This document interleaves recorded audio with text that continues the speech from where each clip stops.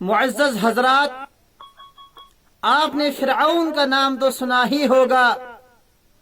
फिरऔन दुनिया का वो शख्स है जिसने अपने आप को रब कहलवाया और कहता था अना रब्बुकुमुल आला, मैं सबसे बड़ा रब हूं, मेरे बराबर कोई रब नहीं। फिरऔन की एक भांजी मुसलमान थी। एक मर्तबा ऐसा हुआ कि वो सहन में कंगा कर रही हैं और कंगा करते करते हाथ से कंगा नीचे गिर गया और उसने बिस्मिल्लाहिर्रहमानिर्रहीम पढ़ा। फिरऔन के कुछ दरबारी वहां पे मौजूद थे। उन्होंने जब इस भांजी को देखा कि बिस्मिल्लाहिर्रहमानिर्रहीम पढ़ रही हैं, उन्होंने इससे कहा, भांजी से कहा कि आप ये क्या पढ़ रहे हैं? तो उसने कहा मैं अपने अल्लाह को पुकार रही हूं, मैं अपने अल्लाह का नाम ले रही हूं। तो दरबारी ने कहा कौन सा खुदा? हमारा खुदा तो फिरऔन है, हमारा माबूद तो फिरऔन है, हम तो फिरऔन को मानते हैं। फिरऔन तो कहता है अना रब्बुकुमुल आला, मैं सबसे बड़ा रब हूं, मेरे बराबर कोई और रब नहीं। आप किस रब को मानते हो? वो कौन सा रब है जिसको आप मानते हो? तो फिरऔन की भांजी ने कहा हमारा रब तो अल्लाह है, हमारा माबूद तो अल्लाह है, हम अल्लाह को मानते हैं और अल्लाह ही हमारा माबूद है, हम उसी को पुकारते हैं। तो दरबारी फिरऔन के पास गए और फिरऔन को कहा कि आपकी भांजी किसी और को खुदा मान रही हैं, वो तो आपको अपना माबूद नहीं मानती हैं।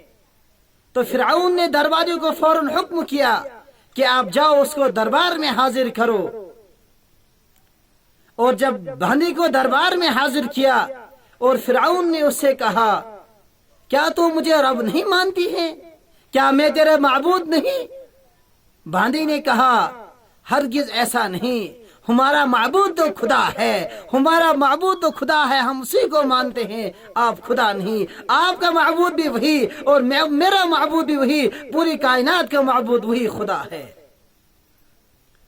तो फिरऔन ने कहा अगर आप मुझे रब मानोगे तो मैं आपको छोड़ दूंगा, अगर आप मुझे नहीं रब मानोगे तो फिर आज आपकी जिंदगी का आखिरी दिन हो सकता है। तो उस भांजी ने कहा कि आपको जो मर्जी है कर लो, लेकिन मैं आपको रब नहीं मान सकती। तो फिरऔन ने दरबारियों से कहा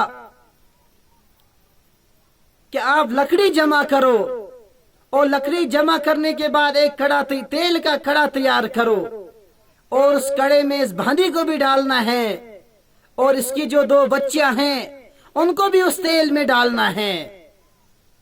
तो दरबारी गए, उन्होंने लकड़ियां जमा की और तेल का एक कड़ा तैयार किया। जब तेल बिल्कुल गर्म हो गया, जिस तरह मछली के लिए तेल गर्म किया जाता है, मछली को तेल में तला जाता है, इसी तरह वो तेल गर्म हो गया। जब फिरऔन की भांजी को उस तेल के सामने पेश किया तो फिरऔन ने उस भांजी से कहा अगर तुम मुझे रब मानती हैं तो मैं तुझे भी छोड़ दूंगा, तेरी भी जान बच जाएगी और तेरी बच्चों की भी जान बच जाएगी, लेकिन मुझे खुदा मानना पड़ेगा।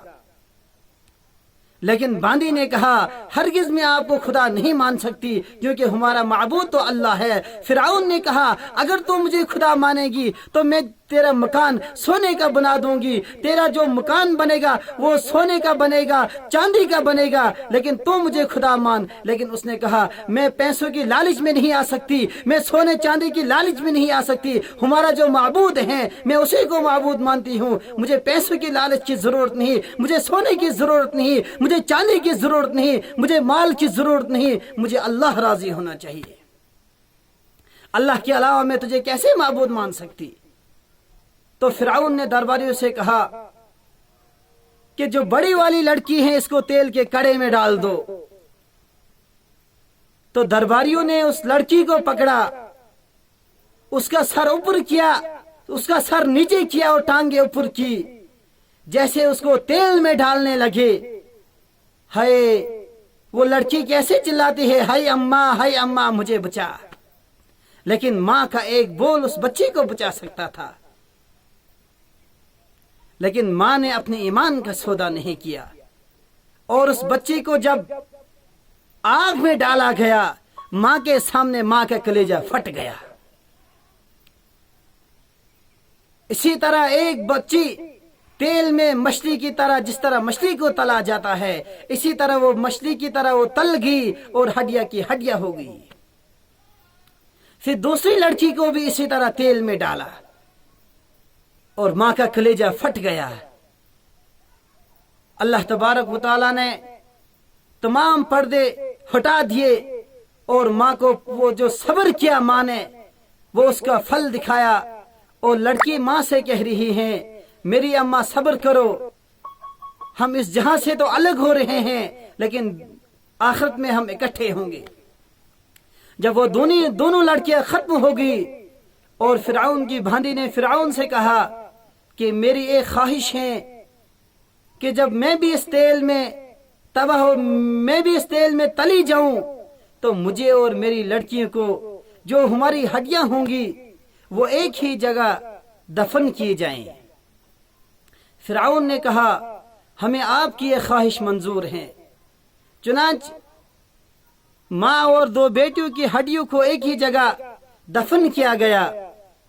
2050 سال کے بعد موسیٰ علیہ السلام اور آپ علیہ السلام کے درمیان کا جو فاصلہ ہے وہ 2050 سال کا ہے۔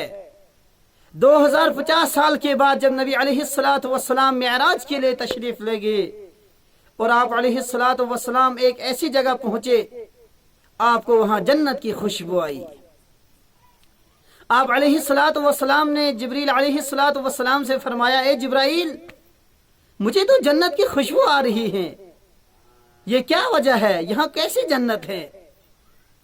تو جبریل علیہ السلام نے کہا کہ 2050 سال پہلے کی بات ہے جب فرعون نے اپنی بھانڈی اور اس کی دو لڑکیوں کو تیل میں ڈال دیا تھا اور اس بھانڈی نے ایمان کا سودا نہیں کیا تھا۔